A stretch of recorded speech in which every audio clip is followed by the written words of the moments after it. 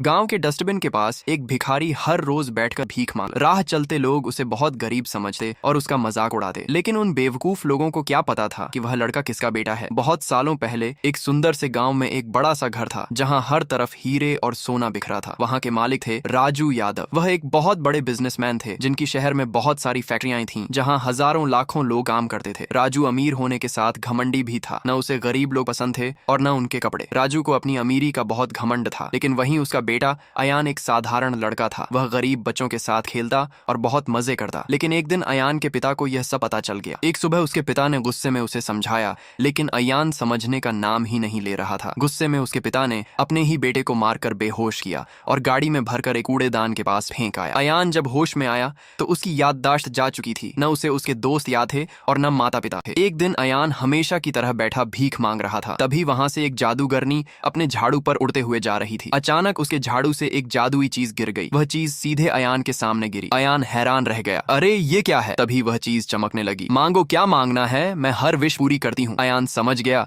जरूर ये कोई जादुई चीज है। अयान ने धीरे से कहा, मुझे इतने पैसे दे दो कि कभी वो खत्म ही ना हो। अयान की बात खत्म होते ही वह चीज फिर से चमकी और अचानक उस पूरी जगह में दुनिया का सारा सोना प्रकट हो गया। अयान हैरान रह गया। अरे ये तो सच में विश पूरी करती है। अयान ध्यान से उस जादुई चीज को देखने लगा। तभी उसके मन में एक भयानक आइडिया आया। उसने उस जादुई चीज को लेकर गांव के गरीब लोगों को देखा। दोस्तों, अब इस दुनिया में कोई भी गरीब नहीं रहेगा। लेकिन तभी अयान ने धीरे से कहा, चलो अपना जलवा दिखाओ और दुनिया के हर आदमी को अमीर कर दो। अचानक वह चीज फिर से चमक उठी और पूरा गांव पैसों और हीरों से भर गया। हर गरीब अब अमीर बन चुका था। लोग हैरान थे और खुश भी बहुत खुश था। लेकिन एक आदमी था जो बहुत उदास था, अयान के पिता। उनकी फैक्ट्री पूरी खाली हो चुकी थी। न कोई वर्कर और न कस्टमर। अयान की विश की वजह से सब पैसे वाले बन चुके थे और काम छोड़कर चले गए। राजू यादव को समझ नहीं आ रहा था। तभी वहां एक आदमी भागते हुए आया और उसने राजू यादव को सारी सच्चाई बता दी। राजू गुस्से से पागल हो गया। क्या ये सब मेरे बेटे ने ही किया है? उस शाम राजू उस गांव पहुंचा। वहां अयान सबकी विश पूरी कर रहा था। राजू ने जब यह देखा कि अयान के पास एक जादुई चीज है तो उसके दिमाग में उसे चुराने का आइडिया आया। उस रात पूरे गांव में शांति थी। तभी राजू यादव वहां आया और उसने धीरे से अयान की वह जादुई चीज चुरा ली और भाग गया। लेकिन अयान वहां बैठा सब देख रहा था। उसने अपने पिता का पीछा किया